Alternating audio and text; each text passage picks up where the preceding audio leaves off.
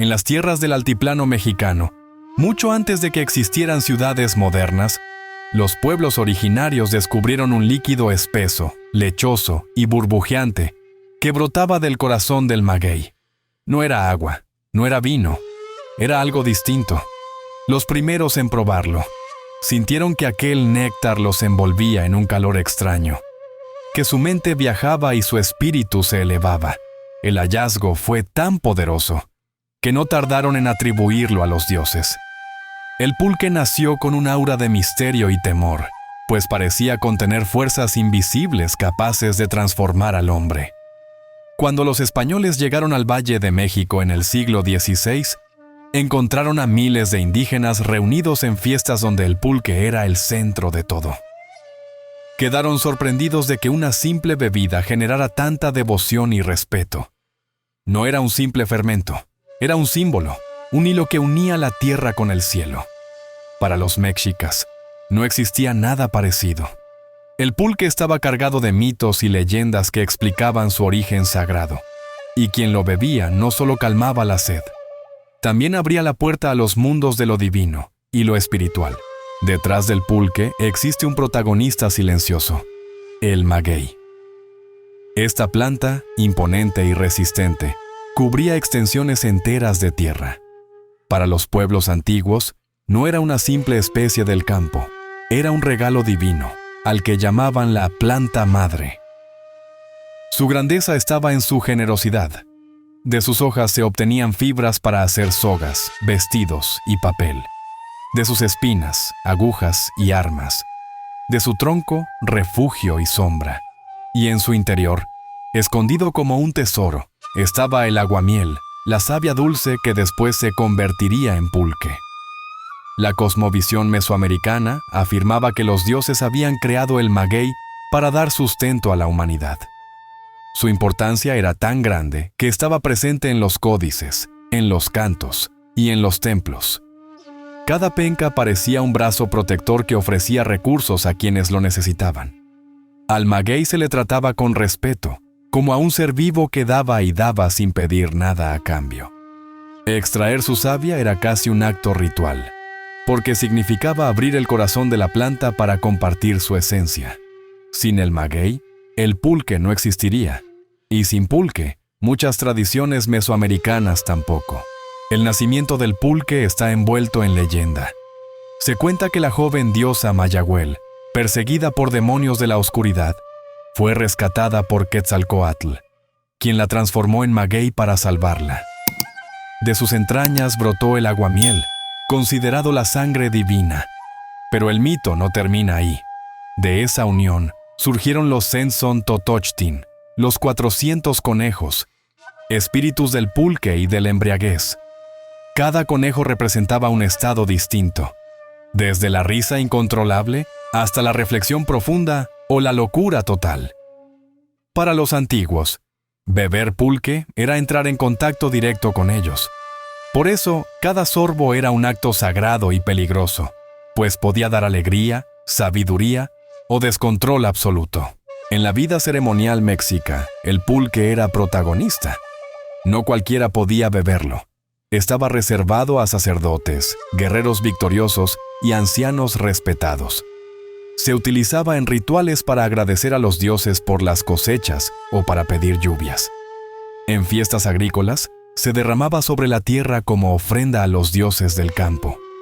También acompañaba a los muertos en su viaje, pues se creía que les daba fuerza para atravesar el inframundo. Para los pueblos mesoamericanos, el pulque no era diversión, sino una herramienta espiritual. Cada jarro compartido representaba comunión con lo divino. La embriaguez del pulque era considerada peligrosa, aunque se aceptaba en ancianos y sacerdotes.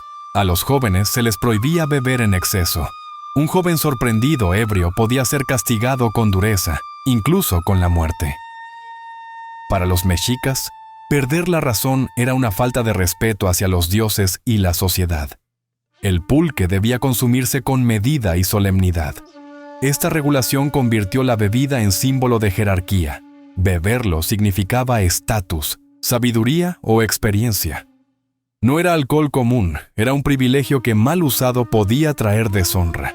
Cuando los españoles llegaron, se encontraron con una bebida cargada de ritos y mitos. Los frailes vieron en el pulque un peligro para el orden moral. Lo llamaron bebida del demonio. Sin embargo, el pragmatismo se impuso. El vino europeo escaseaba en la Nueva España y el pulque se convirtió en la alternativa más accesible para indígenas y mestizos. Los conquistadores terminaron conviviendo con él, aunque nunca dejaron de mirarlo con sospecha. El pulque, pese a la evangelización y el rechazo, resistió como símbolo de identidad indígena y pronto se convirtió en parte inseparable del mestizaje cultural. En la época virreinal, el pulque se trasladó de lo sagrado a lo popular. Surgieron las primeras pulquerías, lugares bulliciosos con nombres llamativos como el Recreo de los Dioses o La Risa. Allí, campesinos, soldados, artesanos y hasta criollos compartían jarras de pulque. Las paredes se llenaban de murales pintorescos y el ambiente se acompañaba con música, juegos de azar y tertulias. Las autoridades miraban con desconfianza estos espacios, pues en ellos nacían conspiraciones, romances y revueltas. Así, el pulque dejó de ser exclusivo de los templos para convertirse en bebida del pueblo y espacio de convivencia.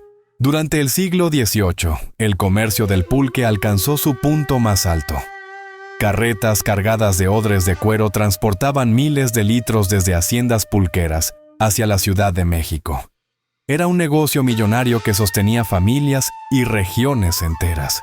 Sin embargo, su popularidad encendió alarmas en las élites. Se temía que embriagara demasiado al pueblo y lo hiciera difícil de controlar. Para desprestigiarlo, se difundieron rumores infames, que se fermentaba con excremento o con cadáveres de animales. Estas mentiras, repetidas en folletos y pregones, buscaban frenar su consumo y abrir paso a bebidas europeas. Cuando estalló la Guerra de Independencia, el pulque se convirtió en símbolo de resistencia popular.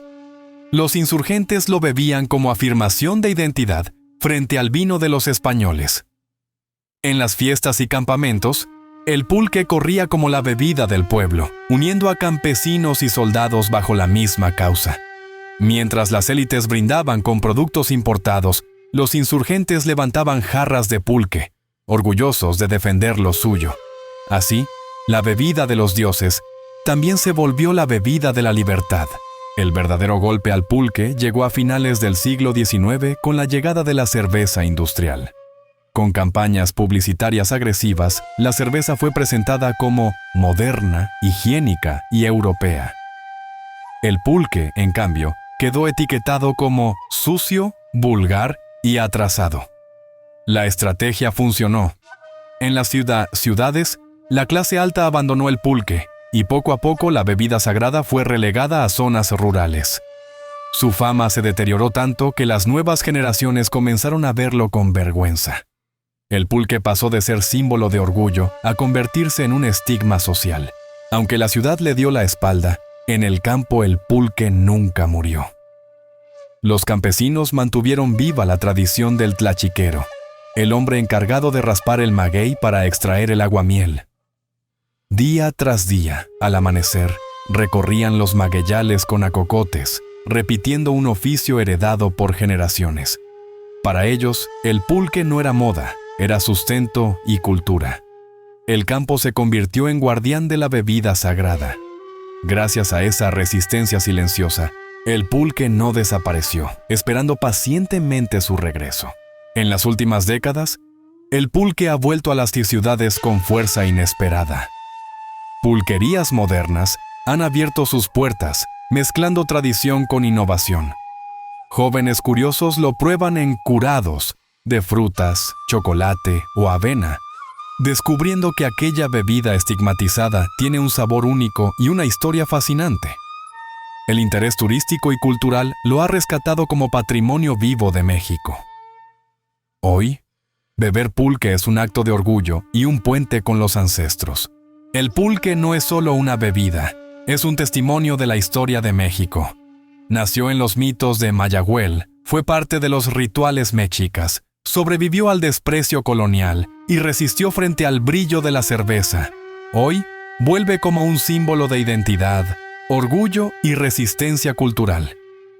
Cada sorbo cuenta la historia de un pueblo que nunca olvidó sus raíces. El pulque sigue siendo la bebida de los dioses, una herencia líquida que conecta pasado, presente y futuro. Si te gustó este video, no olvides suscribirte, dejar tu like y activar la campanita, porque aquí siempre encontrarás más historias que te pondrán al filo de la imaginación. Nos vemos en la próxima, aquí, en Historias al Límite.